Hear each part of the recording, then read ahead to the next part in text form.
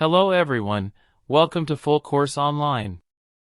In this video, I will show you how to quickly add numbers using AutoSum in Microsoft Excel. AutoSum is one of the fastest ways to calculate totals in Excel. Let's begin. First, open your Excel worksheet that contains numbers. For example, you may have a list of sales values in a column. Now click the cell where you want the total to appear. Next, go to the Home tab. Look for the AutoSum button, which has the symbol sigma. Click on AutoSum. Excel will automatically select the range of numbers above the cell. Check if the selected range is correct. Then press Enter. Excel will instantly calculate the total.